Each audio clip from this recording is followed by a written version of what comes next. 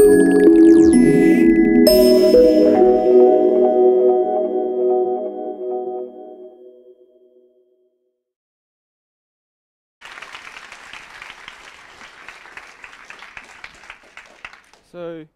as you'll find out in a couple hours, there are some amazing people that will speak to you today. People who are unbelievably passionate about what they're speaking about, and people who have achieved amazing things in their short time on this earth. And then there's me, a mere high school student speaking to the most distinguished of audiences. But damn it, I was given a TED talk, so I'm going to see this through. So, watching my other speakers rehearse, I thought to myself, damn, I need to rewrite this speech so that at least it seems like I'm a credible speaker. So I went home and thought hard, what can I offer that is almost as interesting as starting my own company or my vast sneaker collection? Then it hit me. You see, as much as you would like to deny it, we all love a juicy secret. So let me share a secret with you all today. What if I told you that going to school can make students less intelligent? We're probably thinking I'm crazy, right? School is where you go to learn, to expand your knowledge of the world, and to set yourself up for the future. But it can be quite the opposite. I'll get back to that. But first, let me tell you a story. I remember walking into my first day of year 5. I was just beginning at a new school, so I didn't really know anyone. In addition, I was horridly underprepared, and my uniform was way too big. Nonetheless, I walked into class and sat down at the only empty chair. My teacher introduced herself. For her sake, let's call her Miss Green, and began the lesson. She told us we were going to build a catapult, and that the person who could launch a marshmallow the furthest would win. Now, as an 11-year-old with an overly active imagination, this was a dream. Building my own catapult, which I could use to destroy castle walls and conquer kingdoms. That was until I found out we were only given 5 straws, a length of string, and some tape. She asked us if we had any questions. Now, as a king, I was quite dissatisfied with the choices of material, so I fiddled with my uniform nervously and raised my hand. Ma'am, what if we used rubber bands instead of string? She responded, well, you weren't given rubber bands, so you can't use them. Wow, way to make a first impression, Miss Green. I had another question, but I thought that if I justified myself, she would say yes. What if we used paddle pop sticks instead of straws? They're much more rigid and durable. She would definitely say yes this time, right?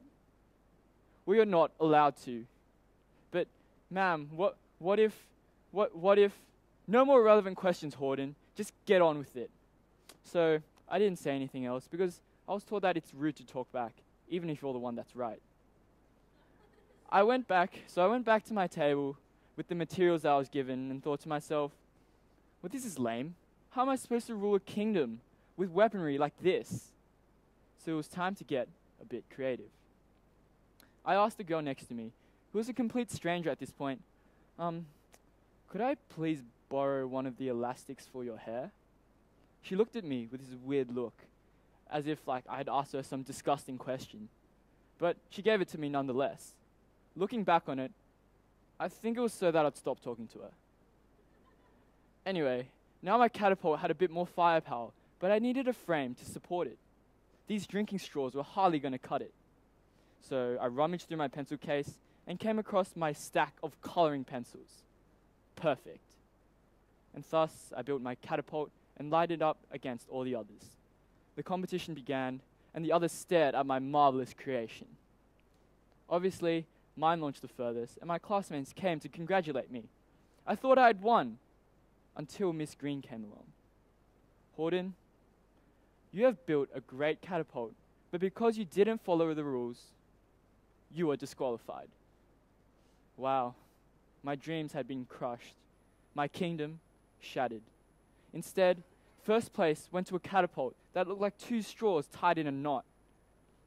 Now, it may seem like that this is a one-off situation with a short-tempered teacher, and you'd be right about the teacher. But to think that this is a one-off, you'd be wrong. It's something that we see every single day. You see, school teaches students to abide rules, setting themselves up for a path that is safe and secure. Sure, school builds students' academic intelligence in subjects like maths, English, and science, but there's more than one type of intelligence, isn't there?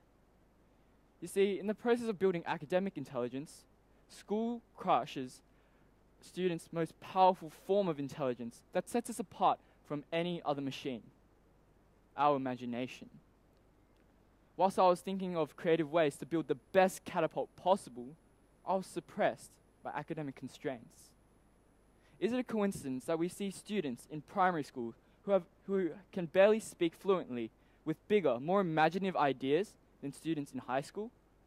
Or that some of the most innovative thinkers in our society dropped out of school early? Mark Zuckerberg, Steve Jobs, even Oprah Winfrey. School teaches students that difference is failure, that experimentation is unnecessary risk, and that challenging existing ideas is wrong. Does it not worry that students would rather do is right by curriculum standards rather than what can change the world for the better? Students with big, often seemingly ridiculously brilliant ideas being crushed by marking guidelines? Now, it may seem like I'm just ranting about the school system, but one thing I have learned from school is that the world is full of problems. From climate change to gender inequality, Donald Trump.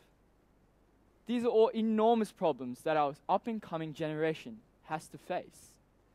So how can we shape our students to think towards innovation? First, society needs to change its perception of teenagers. We are capable of much more than you think you are, as some parents would know. Society has painted this picture of teens as defiant and rebellious in an irrational sense, but aren't these the same traits that entrepreneurs and change makers possess?